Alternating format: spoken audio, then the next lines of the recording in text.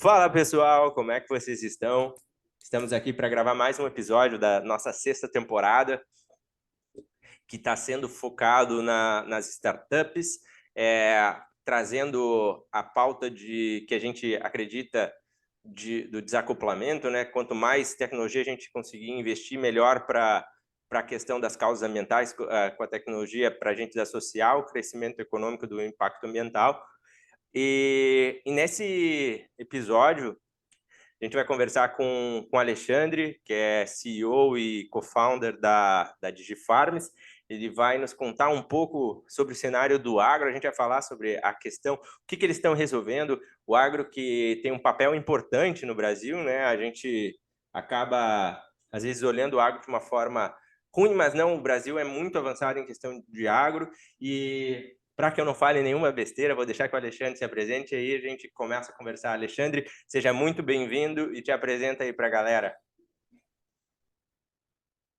Bom, pessoal, primeiro um prazer estar aqui. Obrigado, Wagner, pelo convite aí. Eu acho que o tema, né, cada vez mais importante a gente tocar nesse sentido amplo, né, da sustentabilidade. Quando a gente pega aí ESG, a gente tem aí de forma transversal em todas as áreas.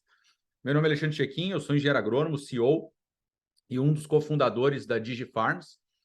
E tenho aí uma atuação de mais de 25 anos aí no mercado, sou um empreendedor serial, já tive várias outras empresas e outras startups antes da DigiFarms. Atuei muito forte também dentro do agro com as áreas de marketing, vendas e com a área de tecnologia, né? E hoje nós estamos aí à frente da DigiFarms, com o processo de expansão da empresa. Hoje eu estou aqui nos Estados Unidos. A gente iniciou a operação agora esse ano aqui, na região do meio oeste, né, em Illinois, também indo até Indiana e Iowa.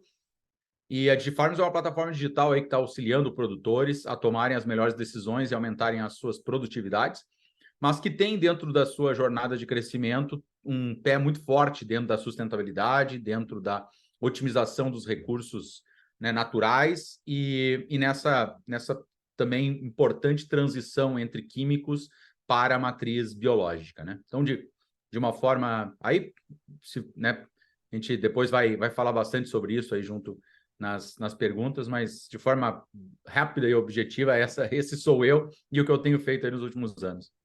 Show de bola. Vamos, assim, já para trazer, eu gosto de fugir um pouco do clichê, às vezes, daquelas perguntas normais, falar um pouco da questão do agro, porque o que tu, antes de entrar na DigiFarms, né, por que vocês pensaram na DigiFarms até, mas por que tu enxerga ainda que a questão do agro ela ainda é mal vista por algumas pessoas, principalmente aqui no Brasil, as barreiras que a gente enfrenta quando a gente fala de agro? Como é que é a tua visão? Não sei se foi por isso que vocês resolveram também ajudar na DigiFarms. A gente aqui entende que o agro aqui no Brasil é muito avançado e que o fato da gente melhorar a tecnologia facilitou, né, para que a gente pudesse alimentar a quantidade de pessoas num espaço menor, né, do que se existia. E então gostaria de te ouvir em relação a isso. Uhum. Eu acredito o seguinte, que existe uma falta de conhecimento, né, da comunidade em geral, existe um interesse, às vezes, por algumas pessoas de distorcerem, outros realmente por desconhecimento. Acredito que seja um pouco do papel de todos, né, seja o próprio Estado deveria fomentar e orientar melhor, as pessoas buscarem entender melhor, porque, assim, às vezes a gente vê, parece que está num momento de polarização, né? O que é muito ruim, porque eu não acredito em nada que seja, né, 0 e 1, que seja transição absurda de certo ou errado. Eu acho que tudo tem nuances, tudo tem transições, tem processos e tem, né, variações entre uma opinião e outra. Então, a diversidade ela traz isso, né? Essa possibilidade de a gente enxergar sobre prismas diferentes. Enquanto a gente estiver nessa visão muito polarizada de sim ou não, né? Certo e errado, é o meu time ou outro time, é o meu partido ou outro partido, eu acho que a coisa fica bem complicada para conseguir responder qualquer pergunta e chegar a qualquer resposta, tá? Pelo menos algo que seja, né, faça sentido. Então, eu acho que falta bastante conhecimento, cara, porque se a gente olhar, o agro ele está de forma direta e indireta no dia a dia de todos nós, né? A gente não tem como se alimentar ou diretamente a gente está ou abastecendo um carro que vem do agro, ou a gente está, né? Ou qualquer coisa que a gente está se alimentando vai ter o agro, o que a gente está vestindo vai ter o agro de alguma forma, mesmo que seja algo totalmente sintético, vai ter alguma. Então, eu acho que é um pouco de desconhecimento. Eu não consigo acreditar no lado perverso de dizer que as pessoas fazem isso porque querem. Eu acho que tem muito da questão do desconhecimento mesmo. É um papel que acho que a gente vai ter que colocar aí para a próxima geração. É fundamental buscar mais orientação, entender o quanto o agro, se hoje já é muito importante, vai ser muito importante, porque os recursos estão precisando ser otimizados, eles precisam ser otimizados.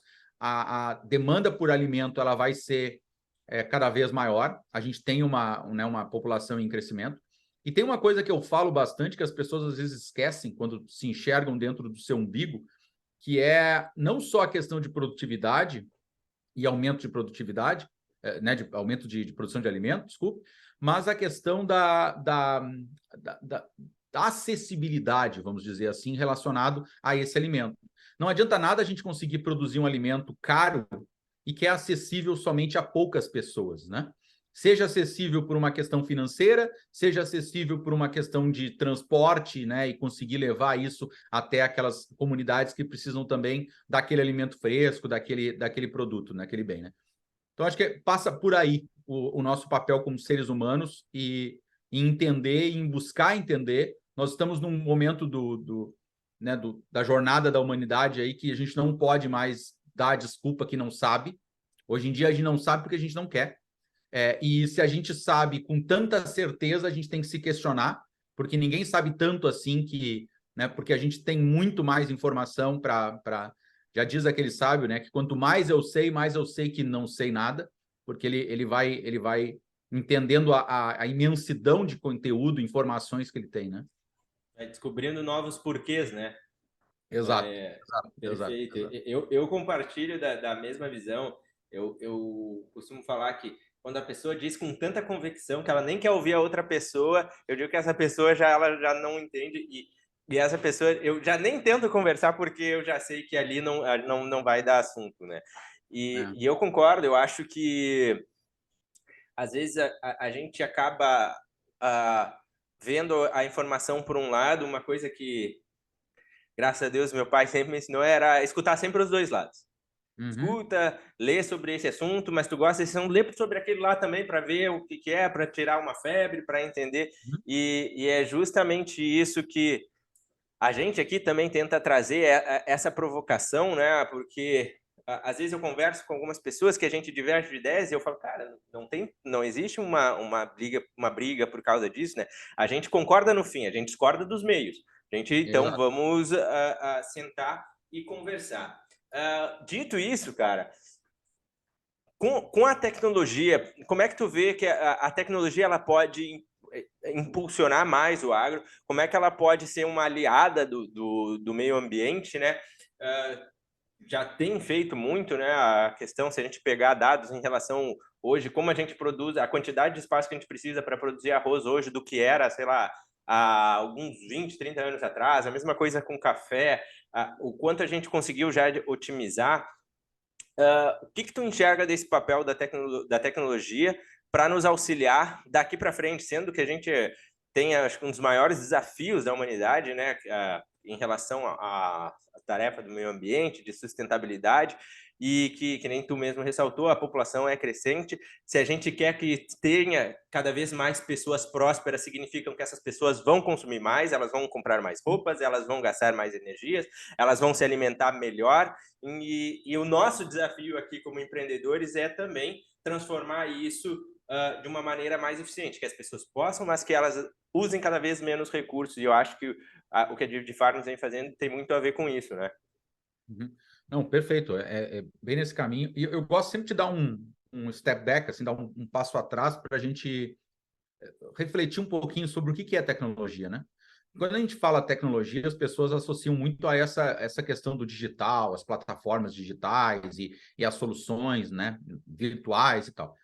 Agora, aí entra para responder essa pergunta, se eu vejo a tecnologia como fundamental, né, para esse desafio de aumentar a produtividade, aumentar a produção de alimento e tal. Eu não só vejo como isso já vem acontecendo há alguns anos, né? Ou seja, quando a gente olha para o período lá da agricultura 1.0, que nós ficamos por milênios, né, fazendo, cara, a gente só foi da agricultura 1 para 2, da 2 para 3, da 3 para 4 agora, porque a gente foi embarcando tecnologia.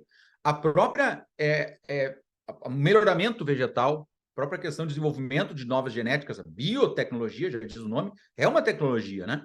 Se a gente olhar a tecnologia de aplicação, que conseguiu, depois daquela revolução dos produtos fertilizantes e a entrada dos químicos, né? Toda a revolução do conhecimento, onde nós começamos a trabalhar com conhecimento aplicado no agro, né, para a produção de alimento, tudo isso é tecnologia. O que nós temos agora é a tecnologia da informação.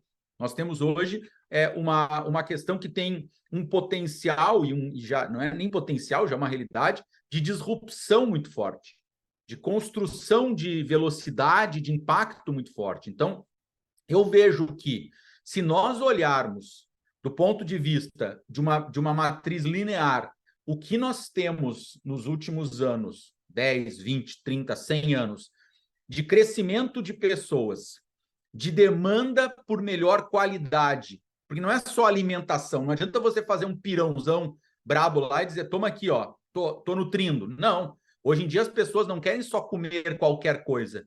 Esse dia eu estava lendo uma pesquisa que falava sobre a alimentação média que se tinha as pessoas, não as pessoas pobres, mas as pessoas já numa qualidade de vida média, na idade média, com perdão da redundância aí por causa dos termos, hoje nós não aceitamos. Nós não aceitamos aquela qualidade tão baixa né, na qualidade das frutas, no tipo, né, vamos dizer assim, cocção e tudo mais. Então, assim, a gente quer mais e a gente quer melhor. Então, se nós olharmos o que a gente conseguiu fazer, e se nós olharmos o que está crescendo a população, e se nós olharmos essa camada de sustentabilidade, porque hoje não adianta você mata o animal lá e joga o resto no rio, entendeu? Não funciona mais isso, porque o impacto está cada vez maior. Então, eu não vejo outra forma do ser humano conseguir fechar essa equação que não seja a conjugação de todas as tecnologias com essa grande, né, novidade, entre aspas, que tem esse impacto exponencial, que é a tecnologia digital, que traz essa nova realidade. Então, a questão não é nem o será que, a questão é como que a gente consegue trabalhar todos esses, porque a gente tem essa grande vantagem da sinergia entre plataformas, né, entre soluções, entre tecnologias, entre frameworks, o que for. Se nós olharmos, a gente desenvolveu até hoje, só um exemplo simples, nós desenvolvemos até hoje melhoramento vegetal sem usar o digital como a gente vai poder usar agora.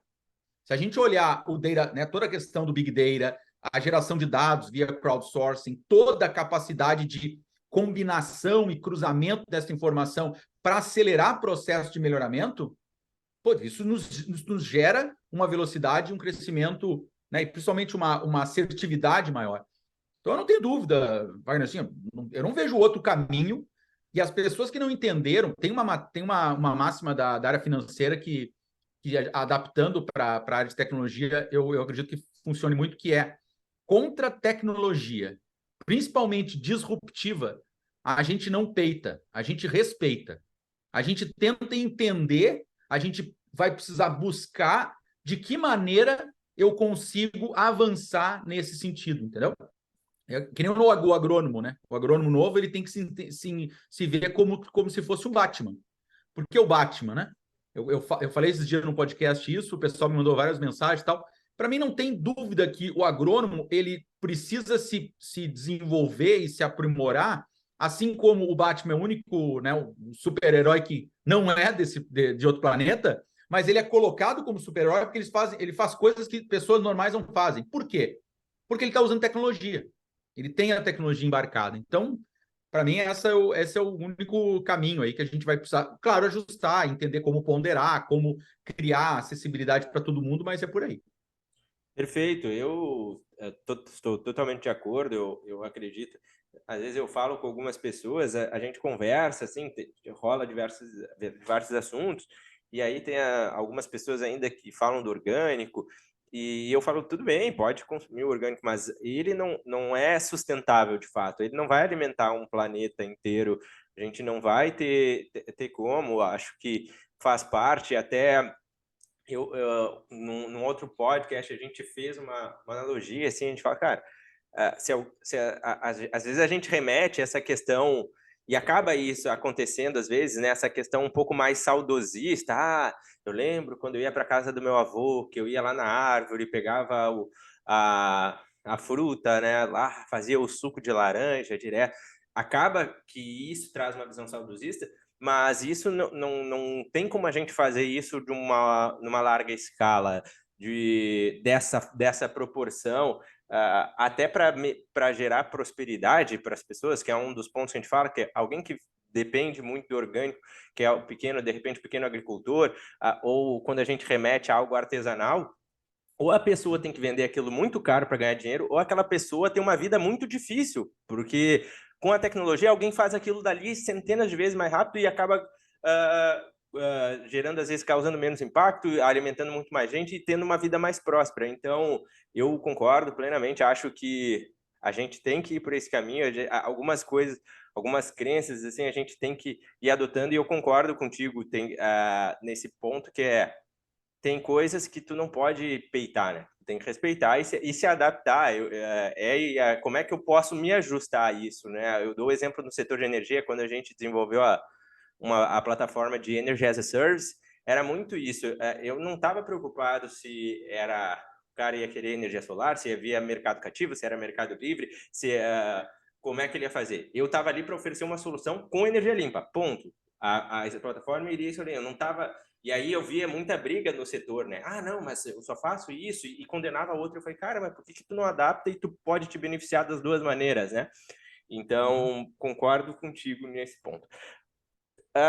Dito todos esses pontos, como é que surgiu a DigiFarms? Como é que foi, assim, qual foi a dor que vocês enxergaram, ou a oportunidade no mercado para pensar e construir a empresa? Eu Hoje, gosto de só um dizer, parênteses, você se posiciona como um startup ou já não? claro, a gente ainda é uma startup, a gente está ainda em early stage, né? Só para colocar aí dentro de um parâmetro temporal, nós começamos o desenvolvimento da solução em 2015, mas a gente só lançou a solução em 2019 para 2020, né? Na safra 19/20. Então, a gente tem aí 4 anos de operação, né? Pensando em mercado, né? Estamos fazendo uma rodada de captação agora aqui nos Estados Unidos, fomos recentemente acelerados por uma aceleradora aqui da região do meio oeste, então isso faz parte do repertório de uma startup, né? Ou seja, a gente está desenvolvendo uma solução de alto impacto, disruptivo, totalmente novo, com alta escala, ou seja, tudo isso são características, né, de startup. Uma empresa jovem, mas eu gosto de trazer assim a base da DigiFarms como um encontro ou uma soma de experiências dos co-founders, principalmente a do Balardim e minha, né? O Bruno também é outro co-founder. Mas, assim, se a gente pegar a construção inicial, que era mais técnica, né, onde eu e o Balardim participamos, eu vejo, assim, que isso é algo importante, que às vezes as pessoas elas esquecem que é a complementariedade que vai fazer o resultado, e não a similaridade, né? Óbvio que tem que ter alinhamento, tem que ter respeito, mas a complementaridade, se você pensa e faz exatamente igual ao seu sócio, tem alguma coisa estranha. Então, assim, eu venho de uma bagagem, venho de uma família do agro, né? Meu bisavô, ele migrou lá junto com os pais do norte da Itália para o sul do Brasil. Desde então, eles estiveram diretamente, né, dentro da questão da agricultura. O meu pai foi a primeira geração a ter formação superior, a ter graduação, fez agronomia, trabalhou muito tempo em algumas empresas, depois voltou para propriedade. Então, assim, vem de um lado muito forte no agro na minha carreira. Eu comecei a trabalhar com informática muito cedo, 9 para 10 anos. E eu comecei a empreender muito cedo também, né? Na verdade, DigiFarms é a minha 10ª empresa. Eu tive outras 7 empresas tradicionais e tive outras 2 startups, né? Então, a questão é entender, assim, que a gente foi numa soma de expertises. Eu tive uma crise de meia-idade, onde eu não estava mais satisfeito com a atuação na área que eu estava ganhando dinheiro, estava crescendo com o time e tal, mas não enxergava 10 anos na frente fazendo aquilo. E aí eu comecei a buscar essas soluções em startup, inclusive tive uma outra startup inicialmente que eu estava participando, que era de investimento na bolsa, então era a única coisa bem fora do agro que eu me envolvi mesmo. Então ela gerava mensagens para compra e venda de papéis, né, de estoques, de ações. Então era para isso, era recomendações para compra e venda de ações. Acabou não indo para frente e tal, e eu reencontrei, depois de algum tempo, esse atual meu sócio, que era meu professor da UFSM na época, o Ricardo Balardim. E ele também trazendo uma bagagem de mais de 30 anos de pesquisa, professor de universidade, uma atuação global aí como, né, diretamente consultor em vários projetos. Então, assim, a gente trouxe essa soma para buscar uma resposta para o quê? Cara, por que a gente está produzindo tão pouco se o potencial é alto? Se as genéticas novas, se a gente pegar a soja, por exemplo, é mais de 200 sacos, o potencial genético, o potencial mesmo, 200 e poucos sacos. Por que a gente tem média nacional de 56, 60 sacos? Falta, o que está faltando? Está faltando insumo? Está faltando adubo? Tá faltando... Não é. Porque tem gente que põe bastante e também não... Então a gente viu, cara, ninguém está sabendo acertar o que fazer. Ninguém está sabendo, né, como dizia os antigos, acolherar essas coisas todas para elas, né, fazerem sentido e aumentar a produtividade. Então a DigiFarms, ela nasceu da soma desses expertises, eu numa visão mais matemática, executiva e de negócios, mas com um background muito forte no agro e agrônomo, e o Balardim com uma visão técnica absurda, extremamente profunda e sistêmica na construção de produtividade e nessa questão de agricultura. Então, a gente, com esses ingredientes, vou dizer assim, né, nós começamos a construir os modelos, começamos a validar esses modelos, e com esse foco de gerar orientações para dar mais assertividade na decisão. Inicialmente em doenças para soja. De soja, a gente já lançou as culturas de inverno, principalmente trigo, agora trabalhando para fazer o lançamento de milho também. Além de doenças, agora já, a gente está só em validações finais, entra toda a parte de plant health, né, de manejo fitossanitário, herbicida, inseticida e nematicida, tem uma solução muito forte para manejo de nematóide, que a gente está fazendo as validações finais dessa safra, inclusive aqui nos Estados Unidos, e depois entrando em recomendação de fertilizantes, né? Então, essa visão de resolver o desafio da produtividade a partir da acomodação dos recursos já existentes foi o que nos motivou. Mas, claro, que isso é o primeiro passo, que a gente chama de primeira onda, né? A DigiFarms, ela gera orientações, recomendações agronômicas inteligentes para manejo assertivo, e a ideia é a gente também auxiliar nesse processo, que aí você trouxe que o cara que está produzindo o orgânico, né? A gente está num momento que as coisas estão muito confusas ainda, porque sabe aquele desfile de moda que o cara põe um troço desse tamanho na cabeça, todo mundo diz, cara, ninguém vai usar isso. Mas aquilo ali, na verdade, é para trazer tendência, para poder... Então, assim, a gente tem já algo claro, que ninguém duvida. Pode ser o cara mais de um lado ou de outro, para cima ou para baixo, o que for. Esse cara vai dizer, cara, não tem como continuar produzindo como a gente está produzindo. Mesmo o produtor tradicional sabe que tem coisa que ele tem que mudar. A questão é o como. E a DigiFarms, ela se coloca justamente nesse papel. É como que nós podemos ser um veículo, um meio para que essa mudança comportamental, essa alocação dos insumos e essas decisões sejam colocadas no sentido correto. Inclusive, eu vou estar participando numa dinâmica, fui convidado, muito, muito feliz com esse convite. Vou estar participando de uma live do Washington Post daqui a uma semana, falando justamente sobre isso, sobre sustentabilidade, sobre o desafio de produção de alimento e como que a gente enxerga isso através da lente da agronomia digitalizada ou da agricultura digital, né? Muito bacana, muito bacana. Hoje a DigiFarms ela conversa com qual perfil de agricultor? Quem é que o cliente ideal? Quem que vocês estão enxergando? A atuação hoje de vocês é Brasil, Estados Unidos? Onde é que fica? Como é que vocês estão se posicionando? Bom, a gente gosta de dizer que o nosso cliente, ele não é o cliente pequeno, médio ou grande, porque a gente tem clientes dos 3 tamanhos, tá? O nosso cliente, ele é o cliente que quer fazer melhor. Então, assim, a gente tem clientes de 40 hectares e a gente tem clientes de 30 mil hectares, entendeu? Então, se o produtor, ele quer aumentar a produtividade, ele quer fazer diferente, ele quer melhorar, se ele é aquele taxista que acha que conhece toda a cidade o tempo inteiro e nunca vai mudar e tal, ele vai ter um pouco de barreira para qualquer solução, não de farm só, mas para qualquer solução que venha, né, mudar o status quo dele. Então a gente gosta de falar assim: qualquer produtor, pequeno, médio ou grande, hoje ele tem, né, a DigiFarms tem esse foco e ele tem vantagem em utilizar a plataforma. A gente tem um incremento de 10 a 50 sacos por hectare. Desculpa, 10 a 50% por hectare, tá? Que isso dá 6, 7 até 20 sacos por hectare. Por que isso? Porque ela atua desde o momento da tomada de decisão até a colheita. Então você tem diversos touch points, né? Pontos de contatos, onde eu gosto de dizer que é como se fosse, imagina uma pena que está caindo, tá? Ela vem caindo e você vai dando tapinhas nela. No final, em vez dela cair aqui, ela vai cair lá na frente. Então, é isso que a gente faz. A gente faz ela manter o potencial produtivo, aquela genética, gerando essas orientações para aquela genética, para aquela data de semeadura, para aquele local, com relação aos produtos, doses, datas de pulverização e tudo mais. Então, os produtores, eles estão em todos os estados do Brasil. Então, nós temos produtores em todos os locais.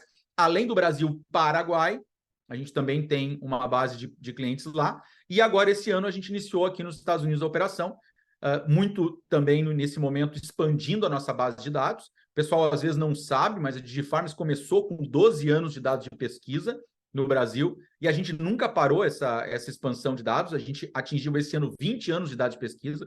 Nós temos um time de R&D que conduz ensaios, nós temos áreas arrendadas, nós temos parcerias com empresas de pesquisa e com produtores. Aqui nos Estados Unidos, a gente já fechou, estamos trabalhando, né, já temos contrato, agreement de parceria com Universidade de Purdue, Universidade de Illinois e outras entidades, dentro delas o Wabash Heartland Innovation Network, que tem um grupo de produtores sensacional no norte de Indiana. Então, assim, cara, é uma solução que serve para o produtor e também serve para o agrônomo, sabe? Que a gente tem hoje em torno de 80%, quase 90% são produtores, agricultores, mas nós temos ali 10%, um pouco mais, que são ou agrônomos individuais, ou então são consultorias que estão utilizando, como eu falei, sendo um Batman, né? Montando o seu cinto de utilidades, e a DigiFarms está lá, tendo o seu papel de ajuda. Né?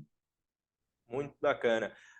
Como é que está sendo a aceitação da DigiFarms aqui no Brasil? Como é que o agricultor, as empresas estão enxergando a solução de vocês? Quais são as principais barreiras que vocês têm enfrentado também? Ou até, não somente barreiras, mas a facilidades, até, isso aqui caiu muito bem, o pessoal tem gostado muito.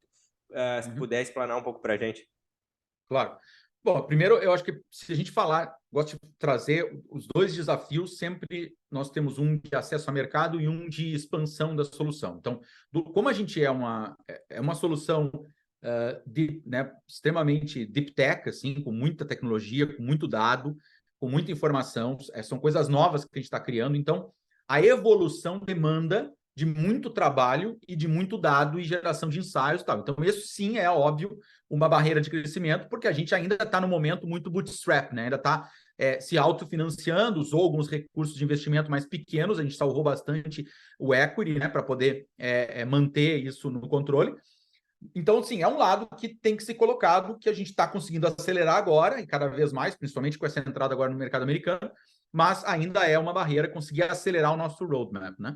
O outro lado é essa questão de acesso ao mercado, que está sendo cada vez mais rápido também. Eu acho que aquela visão como tudo, né? Acho que como tudo na vida, a gente tem no início uma barreira, que todo mundo fica com medo, depois as coisas começam a acontecer, os resultados começam a acontecer. A gente teve agora nessa safra um produtor que há 2 anos a gente tentava fazer alguma abordagem para ele usar a plataforma e tal, e ele usou esse ano, fez uma área lado a lado e ele conseguiu quase 9 sacos a mais, 8 ponto, não sei quantos sacos a mais na área dos DigiFarms, então de soja, entendeu? Então, assim, cara, esse cara já falou, eu vou fazer vídeo, eu vou tirar foto, eu estou à disposição aqui, porque agora eu acredito na solução. Uma solução, isso é o lado muito positivo, muito barato. Então, assim, a gente tem um custo por hectare por ano. Então, o retorno de investimento que o produtor tem, assim, é 200 vezes. Então, o que ele pagou, só com o aumento né, de produtividade, ele paga 200 vezes, 300 vezes o que ele investiu. Então, não é por uma questão de custo, tá? Eu acho que ainda existe uma barreira no sentido de como que aquilo se encaixa dentro do dia a dia do produtor. A gente ainda está no momento se você perguntar para ele quanto é que o senhor investiu nos últimos 10 anos de fertilizante, ele vai te responder.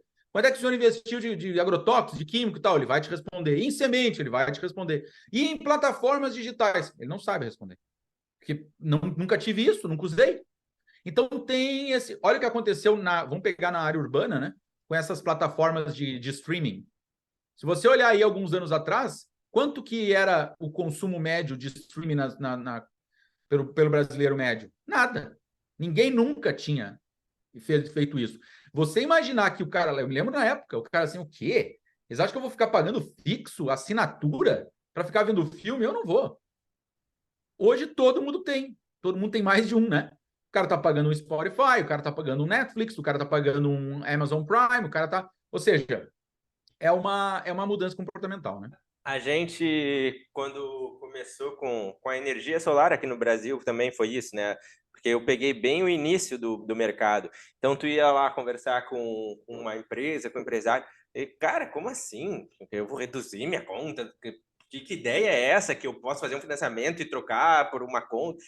E era o mesmo desafio, sabe? Que tomamos, obviamente, muito na cabeça até entender que a gente primeiro precisava educar aquela galera. Isso. A gente começava a querer vender vantagem, e o cara, pô, que o termo aqui do Sul, o que esse piá quer me ensinar aqui? Já faço isso aqui há muito tempo, quer me dizer que eu posso? Até que a gente disse, cara, não é esse o caminho. O pessoal precisa entender que está tendo uma mudança, que vai ter uma troca. E aí sim as coisas começaram a fluir. E aí é que nem tu disse, depois que entra um, depois já sabe que o amigo tem, que já tem, daí vai embora. Vai embora. Uma outra questão, qual é a diferença que vocês veem do mercado nacional para o mercado norte-americano? Que vocês... A forma que vocês lidam com o agricultor de lá, aqui, ou se os desafios são basicamente os mesmos? Como tudo na vida, prós e contras, né? Pros and cons, como eles chamam aqui. Acho que tem algumas diferenças comportamentais, mas tem outras diferenças técnicas de manejo local e tem outras coisas que são totalmente iguais. Então, se a gente olhar comportamental, o americano é mais orientado a dados, ele é mais data-driven, ele é mais processualizado. Isso, por um lado, é bom, porque ele é um cara que vai seguir mais, quando você trouxer um dado, ele vai analisar melhor. Se você gerar orientações, dashboards, informações, recomendações, ele vai querer entender melhor isso. O brasileiro já é muito mais do improviso. Claro que aí o brasileiro, sendo mais do improviso, tem muito mais early adopters, porque como ele se joga mais na novidade em algumas situações, por incrível que pareça, isso era algo que a gente não imaginava, né? Que o brasileiro ele parece muito mais early adopter que o americano, pelo menos na minha experiência nesse comparativo, mas você no Brasil depende muito do cara ser early adopter. E nos Estados Unidos, não. Mostra por A mais B que faz sentido, é muito mais fácil ele testar, é muito mais fácil ele escalar e começar a adotar uma solução, uma prática, o que for, né? Então eu vejo que tem uma diferença comportamental. Questões assim, ó, os produtores bons no Brasil, cara, é igual que tem aqui também e vice-versa, sabe? Claro que na média, você olhar os produtores aqui, eles têm mais acesso a crédito, eles têm um fomento diferenciado, eles têm uma estrutura de seguros diferente, eles têm uma estrutura vamos dizer assim, infraestrutura do país para você conseguir escoar a produção, comprar, né, implementos, insumos e tal, que o Brasil não tem. Para chegar lá no Mato Grossão, lá, para tirar produto lá de dentro, lá, não é, o Cerrado não é fácil, a gente não tem essa infra, né? Então, assim, tem algumas diferenças que o meio está trazendo, mas no geral, eu digo que, assim, eles estão... Claro que aí também, por exemplo, aqui eles têm um inverno muito rigoroso, pegando essa região do meio-oeste, né? Onde tem muito das row crops aí, dos grãos, enquanto que no Brasil os caras não tem nada disso. Os caras conseguem, tem uma janela de semeadura gigante, pode fazer 2 safras, né? Uma atrás da outra, safra e safrinha e tal. Eu vejo assim, eu não consigo dizer se um é melhor ou pior, porque eu acho que não funciona assim. Eu acredito que eles têm... o brasileiro ele é muito afortunado no meio, a gente tem uma questão de clima melhor, a gente tem uma questão muito mais clara de área para expandir, enquanto que o americano está muito também afortunado em relação à qualidade do solo, principalmente aqui no meio-oeste, sensacional. Eles trabalham com o dólar, né? Então eles não têm essa volatilidade que o brasileiro sofre, e eles têm uma estrutura vamos dizer assim, de infraestrutura muito mais instalada, né? Então, acho que, de novo, prós e contras, tá? Tanto é que tem muito americano plantando no Brasil. Então, eles têm arrendado áreas, têm operações gigantes. Já fiz reuniões com produtores aqui que o cara, não, mas o meu irmão tá plantando lá no oeste da Bahia. Ele tem lá sociedade com um cara e eles têm lá X acres, né? Que aqui é tudo em acres, X mil acres lá que eles estão plantando. Claro que, de novo, ele enxerga, mais difícil, mais volátil, mais complexo e tal, mas a oportunidade, o tamanho de área, o preço da área é muito mais em conta. Então, de novo, prós e contras, tá? Tudo tem um lado positivo e negativo. Se for para um lado, for para o outro, sempre ganha de um lado e perde do outro e vice-versa, né? Perfeito. E olhando como negócio, qual é o desafio de ter que estar lidando com 2 países, com 2 culturas diferentes? Porque, assim, quem escuta muito o nosso podcast são executivos, empresários, a grande maioria, gente que quer empreender na área, e quem quer empreender, não, que quer empreender, né, seja com sustentabilidade ou não, quer ser um empreendedor. Qual é o desafio também que vocês têm em lidar com 2 culturas diferentes? Porque é muito isso, né? Como brasileiro, eu tenho um tipo de linguagem, falo de uma forma assim, com o americano, que nem tu disse, é base em dados, às vezes é um outro tipo de linguagem, de abordagem. Eu sou um cara... Bom, eu não seria empreendedor a vida inteira se eu não fosse um cara que enxergasse o copo meio cheio, né? Então, eu sempre enxergo as coisas pelo lado do ponto positivo. Então, o que eu enxergo? Pensando como negócio, e aí eu estou falando para sejam os investidores, sejam, né, os fundadores, sejam o próprio time que hoje já tem, alguns deles já têm stock option plan, né, já tem acesso a programa de ações da empresa.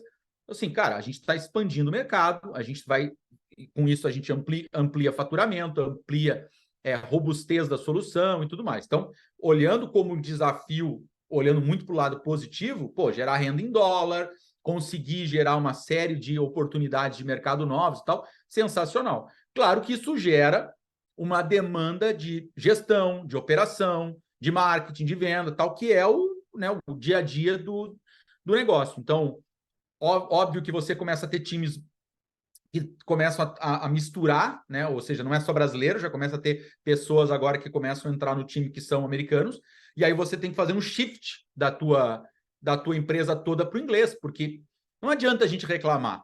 Mas a empresa é brasileira, tal, nós vamos ficar com tudo em português. Não vai, cara, porque a gente está isolado falando português na América, né? Nada, inclusive se você vier para os Estados Unidos e falando espanhol, ótimo, tem um monte de gente que vai falar espanhol e tal, não vai ter problema. Agora, português, não adianta. Outra coisa, a língua internacional do business é o inglês. Você vai buscar fundos, eles vão querer reports em inglês. Você vai fazer uma apresentação, um pitch, uma negociação, em inglês. Amanhã eu tenho 11 calls com investidores. Semana passada eu fiz uma apresentação, eu tenho feito 2, 3 calls com investidores por dia. Amanhã eu vou ter um meio intensificada. Cara, mas tudo em inglês, as perguntas são em inglês, eles querem saber o contexto. Tudo bem, pode ter um sotaque e tal, não tem problema, desde que você se comunique. Então, tem o desafio da língua, tem o desafio dessa questão mais objetiva que o americano tem, e que aí, de novo, eu vejo o lado positivo, né, da soma das culturas. Enquanto que o americano é extremamente objetivo, focado, ele não vai ficar te enrolando, ele não vai fazer uma reunião contigo. Estou falando no geral, tá? Óbvio que tem as suas exceções, assim como o Brasil tem todas as suas exceções em qualquer país do mundo. Mas, no geral, ele é mais focado, ele é mais objetivo, ele vai dizer para ti se fez sentido ou não fez sentido, ele não vai ficar te enrolando e tal. Mas ele vai querer algo muito preto no branco estruturado. Já o brasileiro, ele gosta mais do quê? Do improviso, vamos dar um jeito, né? Não me engessa demais, deixa que eu me organizo. E aí você tem que, de novo, né? Culturas extremamente distintas. E que se você casar as duas, cara, para mim é o melhor casamento. Porque você vai ter a capacidade da inovação casada com o processo constante e estruturado. Então, se você ficar só inovando, é loucura. Se você ficar bitolado só fazendo aquilo o tempo inteiro, não conseguir enxergar fora da caixa, você perde oportunidade de melhoria e de aprimoramento. Então, soma as duas, cara, uma monstra oportunidade. Bacana. Tia, eu acho que a gente abordou todos os pontos aqui, acho que foi uma puta conversa. Para a gente, antes da gente finalizar, na verdade, para quem está ouvindo aqui e pensa em montar uma startup, que quer montar um negócio, está olhando essa pauta também de sustentabilidade, quem quer ver essa questão do agro, o que tu enxerga de potencial? Qual é a dica que tu daria para quem quer montar o seu negócio, quer entrar, aproveitar? Porque também uma das coisas que é perceptível, é notório, que falar de sustentabilidade, ESG, essas pautas, está no timing, né? Isso global, se lá fora, aí onde está, nos Estados Unidos, Europa, já está falando bastante, está vindo no Brasil, e então, assim, tu com a tua expertise, o que tu poderia dizer para essa galera que está ouvindo? A orientação que eu tenho, primeiro eu tenho uma notícia positiva, o mercado e o ecossistema está muito mais fácil do que era. Então, assim, as pessoas, mas hoje tem muito mais concorrência. Por um lado, um pouco, mas está muito mais, vamos dizer assim, pavimentada a estrada, entendeu? Antigamente era no facão, mato adentro. Hoje você tem muitas trilhas já pré-estruturadas, então tem um lado muito positivo. Agora, claro que vai ficando mais competitivo e você precisa ser bem, né? Você precisa ser bom, você precisa ser focado e tal para fazer as coisas acontecerem. Eu sempre digo assim, ó, primeiro é informação. Estude, leia, busque conteúdo, busque se especializar cada vez. Não é especializar, vou fazer 3 MBAs, 4. Não, busque estudar, ler muito sobre a área, porque a maneira de você conseguir entender, as pessoas elas acham assim, cara, como a informação está muito próxima, é só eu botar no Google, é só botar no chat GPT, vem, eu não preciso mais ler e estudar. Se eu precisar, eu vou lá e busco. Mas a capacidade do ser humano de interconectar as coisas só é colocada na prática se ele tiver a base da informação. Então, e a inteligência é isso, né? É conectar, é trazer de forma concomitante áreas e pontos distintos que gerem esse valor. Então, primeiro, eu acho que é importante dizer questão da informação, estudar, não sair falando bobagem, sabe? Buscar muito conteúdo, muita informação. Segundo é a questão de networking. Assim, eu aprendi isso com o decorrer do tempo. Toda a nossa entrada aqui no mercado americano, o crescimento não teria acontecido se não fosse pelo networking que a gente foi buscando. Terceiro, disciplina. Não existe nada no mundo que a gente consiga sem disciplina. E o quarto é mais prático. Cara, tem muita oportunidade aí de... Se você, claro, identificou uma dor no mercado e tal, tem muita oportunidade de hackathon, de aceleração para ideia, de ideação, tem Venture Builder, tem, sabe, iniciativas do Sebrae. Então, assim, hoje não tem porquê o cara sair dando, sabe, murro em ponta de faca, porque tá cheio de betoneira aí para ajudar, entendeu? Então, eu colocaria esses 4 pilares aí para a gente colocar né, como uma lista aí para o pessoal que está entrando. Eu concordo com...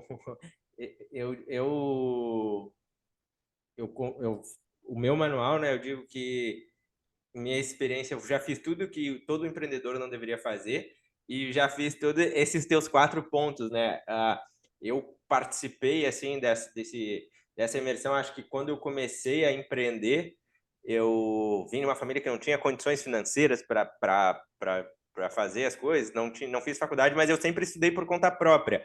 Aprendi inglês também sozinho, espanhol, justamente porque tinha que aprender, era algo importante, e a questão de buscar, mas o segundo ponto que tu falou foi um que me ajudou muito, foi a questão, sempre tive muita facilidade de fazer relacionamento. O network me colocou numa oportunidade de estar em outros níveis. Claro, tudo dependeu porque eu também entregava valor para estar naquele meio, para estar com aquelas pessoas, mas foi ali, estando próximo, as coisas começam a fluir, entra a questão que tu disse de disciplina. Eu converso com diversas pessoas e eu sempre vejo que batem no ponto. Disciplina e ter meta. Disciplina e ter meta. Pessoas podem não se conhecer, mas enxergam da mesma maneira. Então, para quem está ouvindo aí, eu acho que foi um podcast excelente, entender sobre a questão do agro, a importância da tecnologia na questão, não somente no agro, mas de uma maneira geral para o desenvolvimento sustentável. E, Alexandre, quero te agradecer teu tempo por estar aí disponibilizado, conversar com a nossa galera, com a nossa turma. Quero que tu deixe teus contatos, quem quiser trocar uma ideia da DigiFarms. E, pessoal, agradecer quem ficou até aqui, sabe como nos encontrar no Insta, @Conversas Sustentáveis, LinkedIn, Conversas Sustentáveis, YouTube, Conversas Sustentáveis. E, para diferenciar um pouco, o site é Conversas Sustentáveis também, .co. Alexandre, obrigado. E tuas considerações finais também que tu queira colocar. Primeiro, agradecer aí o convite. É sempre um prazer falar e discutir sobre esses temas aí que a gente está no dia a dia aí vivendo, e eu acredito que não poderia ser diferente, né? Legal, e te parabenizo mesmo pela iniciativa e pela vontade de mexer nesse doce aí, trazer essas pautas e assim, não tem como a gente sair de um ponto ao outro se a gente não for gerar essa movimentação, né? Parabéns aí pela iniciativa. Do meu lado, foi um prazer. Quem quiser entrar em contato pode me procurar, Alexandre Chequim, CHEQUIM, lá no LinkedIn. A família não é tão grande assim, então não deve ter muito. Agora tem meu filho, que é Alexandre Chequim também, mas não tem LinkedIn ainda. Daqui a uns anos vai começar a confundir. DigiFarms, né? Tem desde o site, digifarms.com, é DIGIFARMZ de zipper.com, né? Então com Z no final. DigiFarms é o nosso Instagram, Facebook, Twitter, tudo é DigiFarms. E o site, digifarms.com.